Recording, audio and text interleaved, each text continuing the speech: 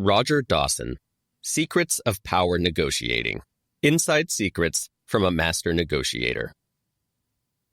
When expert chess players compete against each other, they don't just improvise their moves on the chessboard. They come to the game prepared with an arsenal of gambits. These are strategic moves that involve some degree of risk, but can give a player a major advantage if they're deployed in the right way at the right time. Power negotiators also have gambits. They can be divided into 3 categories, which correspond to the 3 phases of negotiation: the beginning, middle, and end. Beginning gambits are the opening moves you can use to secure a strong foothold at the start of a negotiation. Middle gambits then help you to move the negotiation in the direction you want it to go. Finally, ending gambits enable you to seal the deal in your favor. In these blinks, you'll learn how to use all 3 types of gambit. Taking you from the beginning to the end of a successful negotiation, the blinks will also teach you some of the most crucial principles and concepts of power negotiating. Blink number 1. To establish a favorable negotiating range, ask for more than you expect to receive. Imagine you want to buy a new car. The salesperson's asking price is $18,000, and your goal is to get him down to $15,000, a difference of $3,000. To start the negotiation, you have to put in an initial offer. What should you do? The answer is one of the most crucial beginning gambits of power negotiating. You should ask for a better deal than you expect to receive. By doing this, you can avoid one of the most common mistakes novice negotiators make: giving up too much ground too early. If you come right out at the beginning and offer $15,000 for the car, you're going to end up giving away most of that $3,000 difference between your price and the salesperson's price before the negotiation has even really begun. After all, unless it's his first day on the job, he's going to push back against whatever number you throw out. And even if things go well, you'll probably end up somewhere halfway between your respective starting positions. The distance between those 2 positions establishes your negotiating range, the space between which you and the salesperson will try to reach a compromise. The lower your initial offer, the wider the range. If you make your initial offer low enough, the range will be so wide that your target price will end up being right in the middle. And in that case, if you and your counterpart meet each other halfway, you'll get exactly what you want.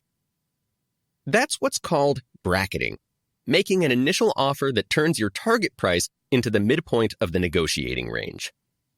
To return to our example, if the salesperson's asking price is $18,000 and your target price is $15,000, you'd bracket your target price by making an initial offer of $12,000, $3,000 lower than your target price, just as the asking price is $3,000 higher. If you're on the other side of the negotiating table, you'd follow the same principles, only in reverse. For example, let's say you're a widget salesperson. Your potential buyer offers to pay you $1.50 per widget. You're hoping for $1.75. What's your initial counter offer? That's right, $2, bracketing your target price by putting 25 cents of negotiating space on either side of it. Blink number 2. Negotiating gambits have a broad range of applications. Asking for a better deal than you expect to receive is crucial to negotiating a favorable outcome in a sales transaction. But the applications of the gambit go well beyond that. Besides using the gambit in negotiating any deal that involves money, such as a raise, you can also use it for other non-monetary aspects of a deal. For instance, if you're buying a piece of real estate, you might request an unrealistically large number of revisions to the paperwork under the expectation that only a fraction of them will be accepted by the seller. The gambit also works outside the realm of business altogether. If, for example, you're a diplomat involved in a political negotiation between 2 governments, you could start with much greater demands than you expect the other side to grant. The same can be said of the other gambits we're going to look at. However, for the sake of simplicity, let's focus primarily on sales transactions, since they involve more straightforward situations with easy-to-grasp numbers that don't need a lot of contextualization. To make things even simpler, we're also going to focus on just one side of these negotiations at a time, that of the buyer or the seller. Do bear in mind, though, that the same ideas apply to both sides of the negotiation. They just need to be tweaked to fit the buyer or seller's role. For example, consider another beginning gambit, playing the reluctant seller. To do this, you have to pretend that you're much less eager to sell your product or service than you actually are. If you're selling a property, you could tell your potential buyer that you're not even sure you want to sell it because it has a lot of sentimental value to you. This is a way to narrow the negotiating range in your favor. The more you convince the buyer of your reluctance to sell, the less likely they'll be to lowball you in their initial offer, particularly as they won't want to make you even more unwilling to sell. But two can play this game. Your counterpart can also act like the reluctant buyer.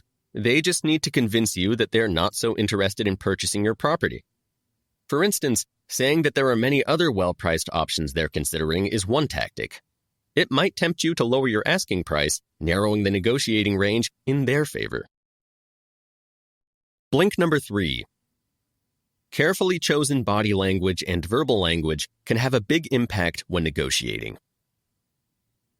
As you've probably gathered, power negotiating involves a fair amount of bluffing. You don't really expect to buy that $10,000 secondhand boat for $5,000. You're just using that offer as a way of widening your negotiating range and bracketing your target price of $7,500. Moreover, the owner isn't actually reluctant to sell his boat. He's just putting on an act so you'll make a better offer. The same is true of another beginning gambit, flinching. To continue with this same example, when the boat owner proposes his initial sale price of $10,000, you should act visibly shocked that he would propose such a number, even if it's entirely reasonable. If you're a good enough performer and the owner is a bad enough negotiator, he might respond by immediately lowering his asking price. Even if you don't get that lucky, you're still communicating that the price is unacceptable to you in a way that's much more convincing than words alone. By contrast, if you don't flinch or have a visceral reaction to his offer, the owner might interpret your neutral body language to mean that the price doesn't seem that high to you, even if you claim otherwise.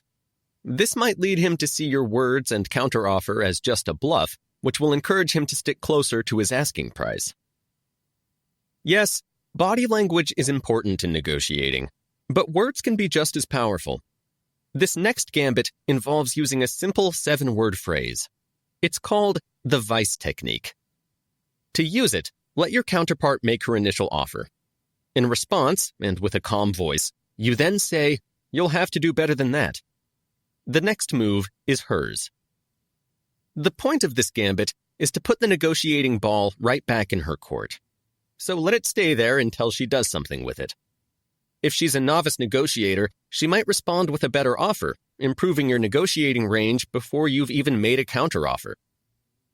But if she's a savvy negotiator, she'll throw the ball right back to you by asking, "How much better do I have to do, exactly?" Now you have to pin yourself down with a price that will establish the negotiating range.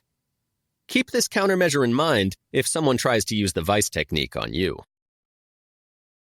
Blink number 4. Even if it's a great deal, you shouldn't accept the other side's first offer. We're now going to look at one last beginning gambit, but it's certainly not the least important. Indeed, it represents one of the cardinal rules of power negotiating. Never accept the other side's initial offer. If you're buying or selling something and the other person is the first party to propose a price, the rationale here is obvious. You could get a better price by making a counteroffer and negotiating further.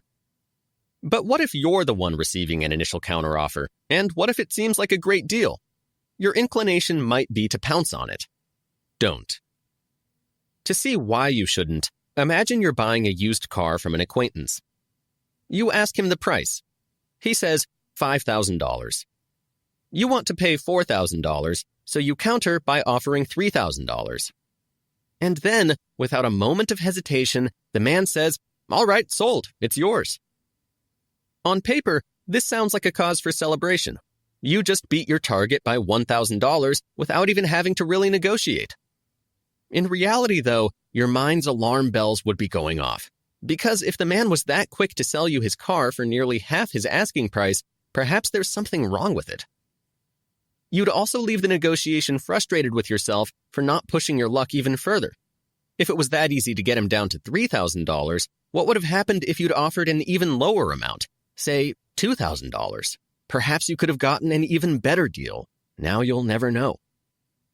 By contrast, imagine if the man refused your initial offer and then drew you into a long, hard-fought negotiation in which you finally landed at your target of $4,000. You'd be paying $1,000 more than in the other scenario, but you'd probably feel more satisfied with the outcome. By not budging on the price without a fight, the man would make the car seem more valuable, and he'd leave you feeling like you couldn't have gotten a better deal out of him. In an ideal negotiation, both sides leave the negotiating table feeling like they won. But the other party can't feel like they've won if you don't put up a fight. With that in mind, you should always refuse the first offer, not just for your own sake, but for the other party's sake as well. Blink number 5. Continue to use the technique of bracketing and taper your concessions during the middle phase of negotiating. We now come to the middle phase of negotiation. At this point, you'll have used your beginning gambits to establish a negotiating range that's favorable to you. Now it's time for you and your counterpart to start moving closer to each other, to try to converge on a deal. If it's a price you're trying to agree upon in a sales transaction, the buyer will attempt to get the seller to come down, and the seller will attempt to get the buyer to come up. One party has already made an initial offer, the other has made an initial counteroffer, and now the two of you start making further counteroffers back and forth. As you do this, you should continue to use the bracketing technique. For example, let's say you've offered to buy a house for $140,000, and the owner has offered to sell it for $200,000. Your bracketed target price is $170,000. Now let's say he comes down by $10,000. To maintain the bracket, you should only come up by a corresponding $10,000 at most. If he comes down by another $5,000, you should come up by no more than $5,000. This way, your target price stays in the midpoint of your negotiating range, even as the range gets narrower. This brings us to an important caveat. Make sure the concessions are not of equal size, and make sure the last concession you make isn't a big one. You want the concessions to taper down into smaller and smaller increments. To go back to the previous example, you shouldn't give away 3 concessions of $10,000 in a row. That would bring you up from your initial offer of $140,000 to your target price of $170,000. Now, if you wanted to stick to your target price, you'd have to slam on the brakes and tell the seller, "Sorry, I can't go any higher." But this isn't going to seem convincing to the other side. After all, from his perspective, you've just conceded a whole $10,000 3 times in a row. Surely, if you're happy to give up such a large sum, you'd be willing to come up a few $1,000s more. On the other hand, if you concede $10,000, then $5,000, and then $1,000, you'll create a much stronger sense that you're reaching your limit. Blink number 6. Always insist on a trade-off. As we've seen, the middle phase of a negotiation is all about making shrewd concessions. You're giving up ground to the other party, but you're being careful not to give up too much too quickly. You're also insisting that they give up an equal, if not greater amount of ground in response. This brings us to one of the keys to success in the middle phase of negotiation, the trade-off gambit. It boils down to a rule. Never make a concession without asking for one in return. For example, imagine you're selling a house and the buyer asks if she can move some furniture into the garage before taking ownership of the property. Now, even if the garage is empty and you couldn't care less about it, you don't want to give away this concession without requesting a trade-off. What should you ask for in return? Keep it open-ended. Rather than proposing something yourself, let the other side propose something for you. Just ask, "If I can give you what you're asking for, what will you give me in return?" This way, you're putting the ball in her court. And who knows, maybe she'll respond by proposing something much greater than you were expecting. That brings us to the first reason why you should always request a trade-off. When the other party asks for a concession, it's a natural opportunity to gain something in return. Why pass that up? Even if the concession is no skin off your back, you could still benefit from granting it. But even if that just seems greedy to you, there's another reason to do it. If you make a concession without asking for something in return, you're setting a dangerous precedent. The other party will now think they can ask for sacrifices from you without having to make any sacrifices themselves. If they've got nothing to lose, why shouldn't they ask for one more thing, and then another, and then another? In other words, by failing to ask for a concession, you're encouraging the other party to be greedy. By using the trade-off gambit, you can nip this problem in the bud. If you establish a pattern that every time the other party asks for a concession, you'll ask for a concession in return, they'll be much more judicious and restrained with their requests. Blink number 7. To avoid making concessions and position yourself as more of an ally than an adversary, invoke a higher authority. Imagine you're a salesperson for a mid-size paper company and you're working out a deal with a client. In the middle of the negotiation, she asks you to make a significant concession, adding expedited shipping to her large order of paper supplies. Knowing about the trade-off gambit, you ask her what she can give you in return. But then comes her cold, hard response. Nothing. It seems like you've reached a dead end. What do you do? Now would be a good time to employ another middle gambit, the higher authority. This entails pretending that there's another person or entity who has to approve any concession or decision you make. For example, you could tell your client something like this. Well, I'm not sure if I can convince my people to approve this deal without an additional charge for expedited shipping. Even if the client doesn't bite, you've at least bought yourself some time, since she'll have to wait for you to talk to your people. If you come back later and say, sorry, my people say they can't give you free expedited shipping, you've also taken some of the sting out of your rejection. After all, it's not you who's doing the rejecting, it's your people. You're just the messenger. Notice the vagueness of the authority you're invoking. Your people. Depending on the situation, you could also pretend that you have to defer to corporate, the committee, or your family. The vaguer, the better. If you specify an individual, say your boss or spouse, the client might ask if she can talk directly to the authority. You're inviting her to cut out the middle person, you. Conversely, if you keep the authority vague, you're presenting yourself as a necessary go-between. In fact, more than just a messenger, you can even portray yourself as the client's ally in relation to the authority. For example, you could say, I really tried to convince my people to give us the free expedited shipping, but they just wouldn't budge. What can we give them in return? I want to find a way to make this work. Notice how you're now presenting the authority as an obstacle that you, the salesperson, are trying to help the client circumvent. This way, you're avoiding the free concession and building goodwill at the same time. Blink number 8. If a negotiation gets bogged down, be prepared to call in a third party or even walk away. Let's say you're in the middle of a sales negotiation and you've pulled out all the stops. You've flinched, bracketed, invoked a higher authority, you name it, you've tried it. But nothing is working. Your client is still insisting on free expedited delivery for her order of office paper.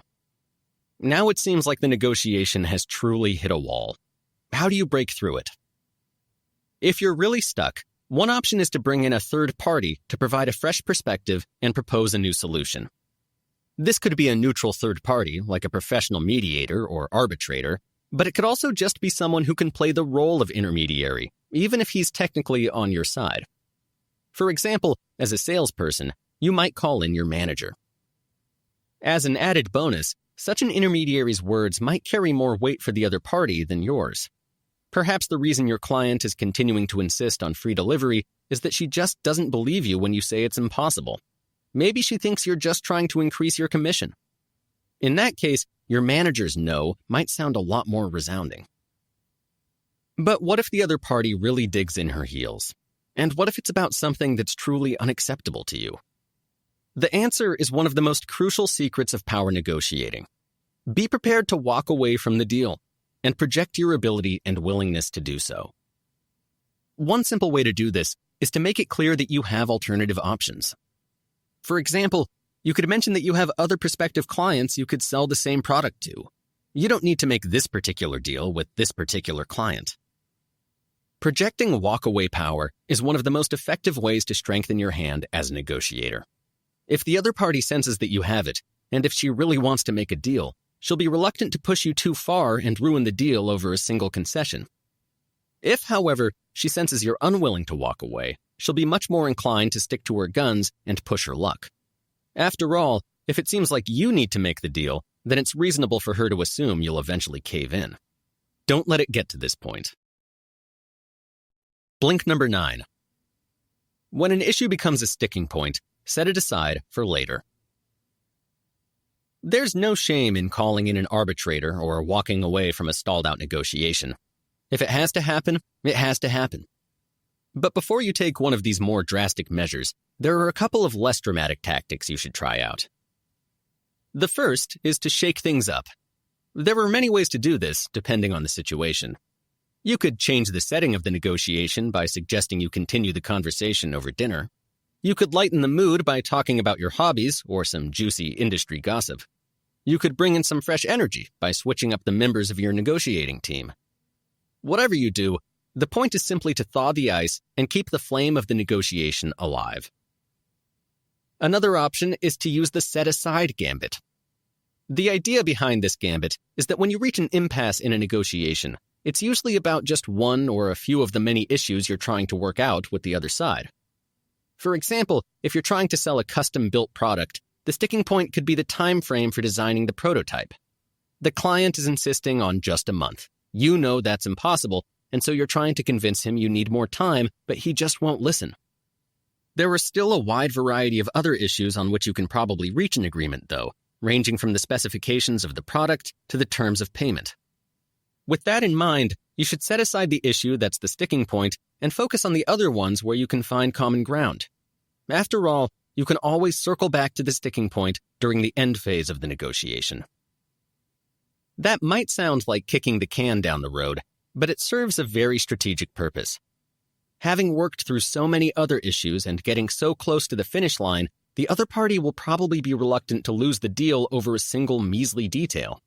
He most likely won't want to walk away from a struggle empty-handed and feel like his time and effort were for nothing. Add in the extra sense of momentum and the goodwill he'll hopefully be feeling at this point in the negotiation, and he'll probably be much more receptive to making a compromise. Blink number 10. At the end of a negotiation, it's easy to get a small concession from the other side. The more time and energy we invest into an enterprise, the less we want it to go to waste. The more we think of something as being ours, the less we want to let go of it. And the more we feel ourselves nearing the finish line, the less we want to stumble in the final stretch. In the end phase of a negotiation, the set-aside gambit takes advantage of these psychological foibles, using them to pressure the other side into making a concession they might not otherwise make. This is the same for the next gambit we're going to look at, nibbling. To pull this one off, you simply wait until the final moments of the negotiation, and then, right when it seems like you've reached a deal, you ask for one last little concession or two. For example, if you're buying a used truck and you're about to sign the check for $7,000, you could nonchalantly say, "Oh, and the truck is going to come with a full tank of gas, right?" At this point in the negotiation, the other side will feel like that $7,000 is practically hers and that she's put a lot of work into getting it. The deal is just a signature away from being clinched. As a result, she probably won't want to jeopardize it over such a small concession, so she'll just grant it to you to avoid any trouble. Of course, the other side can also try to use this gambit against you. If you're selling something, one way to protect yourself against it is to list out the costs of extra benefits in writing and show them to the prospective buyer ahead of time. That way, you'll preempt them from trying to ask for those benefits for free at the end of the negotiation. Another method is to use the higher authority gambit. For instance, you could claim your manager hasn't authorized you to grant the request that's being nibbled for. Finally, you can try to make the other side feel a little embarrassed about their attempt to nibble. To prevent this counter gambit from stinging too hard, put a big smile on your face and, in a good-natured tone, say something like, "Oh, come on, you've already gotten a great deal out of me." Hopefully, this will cow them into dropping the request. Blink number 11. If the other side of a negotiation gets a little too greedy, you can respond by withdrawing an offer. Just like nibbling, the next end phase gambit we're going to look at also takes advantage of the fact that people don't like to lose things they've already come to think of as being theirs. It's a risky but powerful way to bring the end phase of a negotiation to a close when the other side is being stubborn and trying to push their luck too far. If you find yourself in such a situation, you can try withdrawing an offer. To understand how it works, imagine you're a salesperson in the end phase of a negotiation over an order of widgets. Your initial offer was $2 per widget. The buyer's initial counteroffer was $1.50 per widget. After a lot of back and forth, you come down to $1.75, and it seems like the buyer is ready to settle on this price. But then he gets a little greedy. After all, he figures if you were willing to come down by 25 cents, surely he can squeeze one more cent out of you. So he starts insisting on $1.74. Now it's time to withdraw your offer. This involves a two-step maneuver. First, tell the other side you're going to take his request to your higher authority to see if they'll approve it. Then come back and deliver the bad news. Not only has the request been denied, but it actually turns out that your offer was too generous and has to be rescinded as well. To dampen the blow of this gambit and shield yourself from the other party's wrath, make sure you act apologetic, hide behind a higher authority, and provide a plausible excuse. For example, you could tell the widget buyer, "I'm so sorry, this is really embarrassing. But you know that price of $1.75 I was offering yesterday? Well, someone in accounting ran the numbers, and it turns out we made an error. Because of a recent increase in the price of raw materials, the lowest price we can offer is actually $1.80. A moment ago, the other side was taking the $1.75 price so much for granted that he felt confident asking for even less. Now it's been yanked out from beneath his feet. Reeling from this sudden loss, he'll probably respond by trying to regain the old price, effectively forgetting about his demand for $1.74 in the process. Problem solved. Blink number 12. When you've done a good job of negotiating, sugarcoat the deal to make it an easier pill for the other side to swallow. From asking for more than you expect to receive to withdrawing an offer under made-up pretenses, there's a fair amount of trickery involved in many of the negotiating gambits we've been exploring. If this has left a sour taste in your mouth, you're in luck. The last gambit we're going to look at allows you to end a negotiation on a sweeter note. Let's start with the general scenario in which you'd use it. Imagine you've been using all of the gambits you've learned in these blinks, and you've been doing really well in your negotiation. In fact, you've been doing a little too well. You've gotten the other side to make so many concessions that he's feeling pretty beat at this point. He's almost ready to reach an agreement with you, but there's one last thing standing in the way: his pride. He just doesn't want to admit defeat and needs a way to save face. That's where this last gambit comes to the rescue. It's called positioning for easy acceptance. To do this, you just throw in a nice little extra freebie, no strings attached. If you're selling a car, you could give away your snow chains. If you're selling equipment, you could offer to personally supervise the installation. If you're selling a product with a warranty, you could extend it from 2 years to 3. The freebie can be pretty small. The idea is simply to be the last person to give a concession. That way, the other party can agree to the deal while feeling like they won the final victory. This will soften the blow of the previous defeats and help them feel good about accepting the deal. Of course, the overall victory is still yours, but keep that fact to yourself. Don't gloat or tell the other side he could have gotten a better deal out of you if he'd negotiated harder. He'll hold it against you if you ever negotiate with him again, and even if you don't, why spoil the goodwill you've just created? In fact, do the opposite. Act like he got the better deal and congratulate him on a job well done. Remember, a win-win negotiation is one in which both sides go away feeling like they won. So let the other side bask in the glow of that feeling. You just listened to our Blinks to Secrets of Power Negotiating by Roger Dawson. The key message in these blinks is that by employing a wide range of strategic moves known as gambits, you can greatly increase your chances of success in a negotiation. In the beginning phase, you can establish a favorable negotiating range by asking for more than you expect, flinching, using the vice technique, and pretending to be a reluctant buyer or seller. In the middle phase, you get closer to the outcome you want by tapering your concessions, hiding behind a higher authority, and by using the trade-off and set-aside gambits. Finally, in the end phase, you can seal the deal by nibbling or withdrawing an offer. And here's a bit of actionable advice that you can apply to future negotiations. Remember that money is money. When negotiating deals involving large sums of money, it's common for people to fall into the trap of thinking in terms of percentages rather than absolute numbers. For example, let's say you're about to buy a house for $200,000 and you could get the other side to come down to $199,000. The savings of $1,000 is just 1/2 of 1%, so it doesn't seem like a big deal if you look at it that way, and it's easy to let go of. But what if you spent just a minute convincing the other side to come down by $1,000? In and of itself, that's a lot of money for a very small amount of time. Just imagine if you had a job that paid you $1,000 per minute. Last thing before you go, we always like to hear what you think about our content. Just drop an email to remember@blinkist.com with Secrets of Power Negotiating as the subject line and share your thoughts.